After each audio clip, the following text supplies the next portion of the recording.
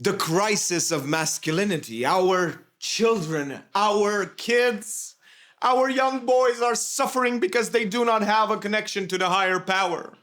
They've lost their meaning in life.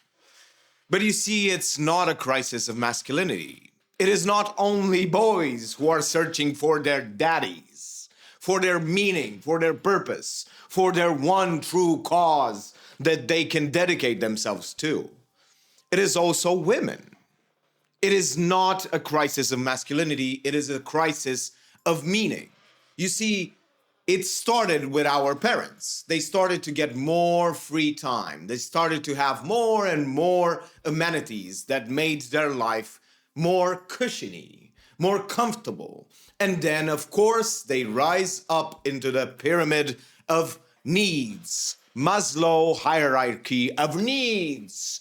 And they start to go towards the things that have to do with meaning, because now they have shelter, they have food, they have comfort.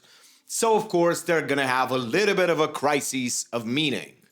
But our parents didn't have what we have today. You see, even if they had leisurely time, they would get bored because they didn't have Google. They didn't have the internet to search for what do you do when you feel like life is empty and meaningless, and get down a rabbit hole of content explaining to them why society is built the way it's built against them. The higher powers, the elites from above, they are making this system against you. They are rigging the system against you. Oppression, all of these things have to do with the elites, the cabal, the shadowy cabal they don't want you to know about. You see, they didn't have this. So of course they didn't go too far down that rabbit hole. And they couldn't sustain these ideas, these feelings that they had that life is meaningless for more than a month or 2 or 3 or however long it lasted. You see, and then they understood that this shall pass as well. But we have something else. We have all of this content. We can go down rabbit holes to really identify with all of that content and all of those ideas, and actually get deeper and deeper into the content and into the ideas to get even more radicalized and believe into fringe ideologies like the crisis of masculinity and all of these things. We can hold alive that idea of a crisis of meaning. We can hold it alive more and more and more. But you see, this affects everybody, no matter what gender they have, no matter what age they are. In the modern era, we actually have a crisis of meaning. And it is not because we engage with all of these things, even though that might be why you would think, because I just presented it as if it's that way. But it is not. It is actually because we do not engage with life. If we were to engage with life, those types of content, that type of content would not feel interesting because we would not feel those emotions. You see, it is this detachment from life, this detachment from our minds, from our feelings, especially because we see them as nothing but things that get into our own way, as opposed to seeing them as the spice of life, as opposed to seeing them as a mover, as something that actually brings motivation to our life and really brings all of these colors to our life and to our existence. It gives meaning to our existence. Instead of seeing them like that, we shun them away. We just put them aside. We detach from them. We have these meditation retreats. We start practicing mindfulness. We start practicing all of these things, as opposed to really engaging with life, really doing something interesting. No matter what it is, start doing something interesting and your life will become more interesting. It's that simple. It is that simple. But instead, we actually engage with the content just as consumers. Instead of actually looking at the content, giving our opinions, forming an opinion, thinking about it, doing a little bit more engaging. I know that everyone feels exhausted, and this seems like more work, but it is not more work. You will not view it as work. You will not feel exhausted when you will do it because your mind craves that engagement. It wants it. You want to spend more time with your friends. You want to spend more time with your loved ones. You actually do want to find your tribe. You actually do want to find people who are interesting and engaging. That's what you are doing on the internet. But you see, there is a little bit of a pernicious thing that's going on. You compare everyone around you with all these people on the internet. And then, of course, they're going to pale in comparison because they're not putting as much effort. You have to understand that these people on the internet, they're putting more effort into their things because they get money out of it. It's the same thing as work. You put more effort into the work that you do because you get paid. You wouldn't do that for free. But you see, a friend sits with you, conversates with you, has deep, meaningful connections, even though they might not be the same as an internet personality. They are there for you. They care about you. They engage with you. And you have to understand that that's what your brain wants. We crave engagement, not only with others, but with ourselves, and even with the content that we consume. Understand that you do not have to quit social media. You do not have to quit watching these types of video. Just give your opinion. Start recording your opinions and build it up. And you will see how much your brain lights up instead of just getting drained and really getting flattened by all of that content. Because what do you do when you get into that mindset, into that brain rot? You just sit there with your phone, continuously watching, and this guy is whispering things in your ear, and you're like, yeah, more connection to the higher power, more connection, more consumption.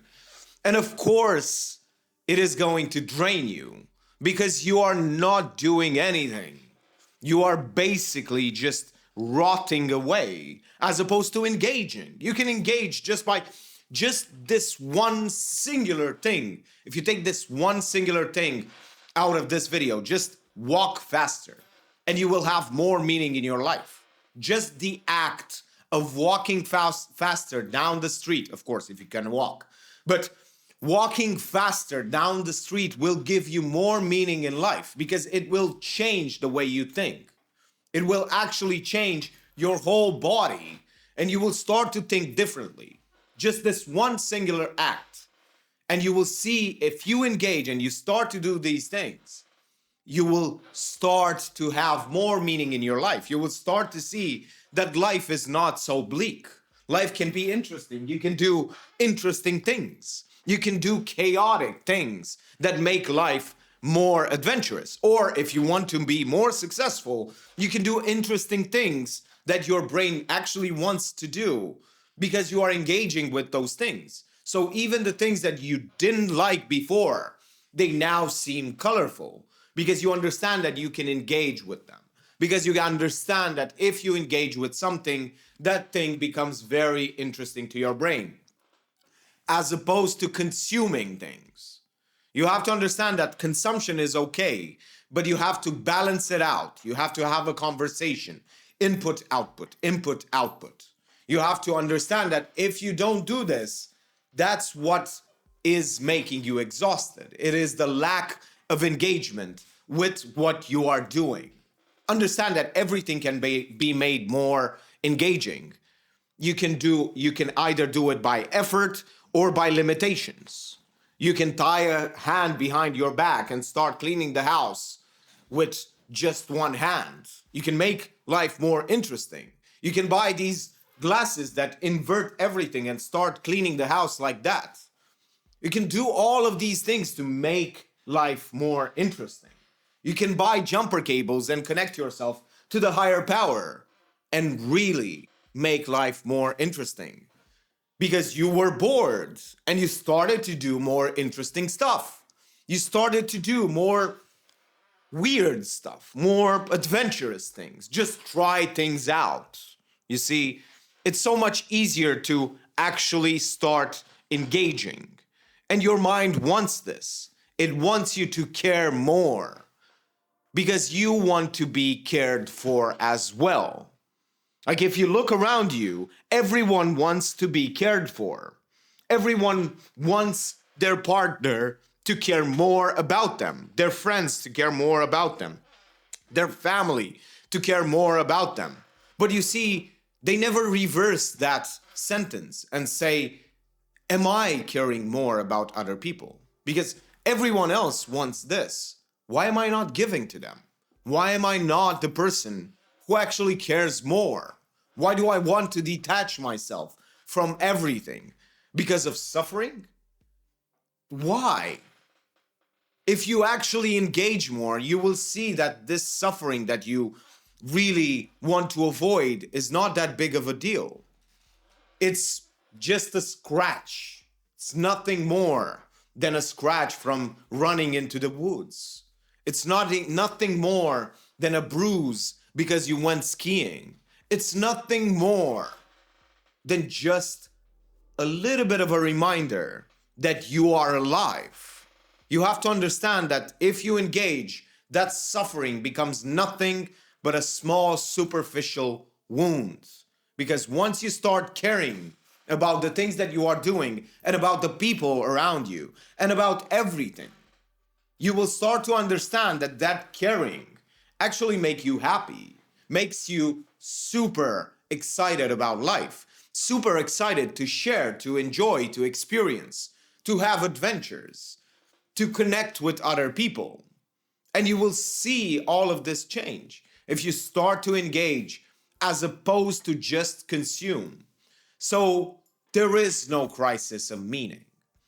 There is a crisis of not engaging with life and just consuming. That is not a crisis of meaning. We have more meaning than we've ever had.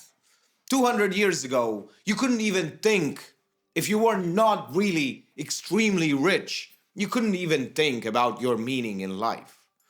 You didn't even have access to an education. Like 60, 70% of the world didn't have any access to education. And now you can have higher education. You can live like kings on a Walmart salary. You have to understand that we live very comfortable lives and we have a lot more free time than we had in all of our existence as humans, as the human race. You have to understand that this is the real problem, is that we do not engage more. We only consume. We use that time to consume, to engorge, to devour, as opposed to having a conversation with that consumption, as opposed to really engaging, as opposed to input, output, output, input, output, input. Start engaging and you will see that the world is a happier place than you think. People care more than you actually think. And if you get judged, it doesn't really matter that much because these are just words. They're not going to change the way you feel. They're only going to change the way you feel if you really give them that power. And if you engage with them and you laugh at their jokes as well, they're not going to hurt you at all because you see the humor. You see the world as a beautiful place. When someone makes fun of you, they're actually telling you a joke. So take it, laugh, and enjoy life because, believe it or not, one day it will end.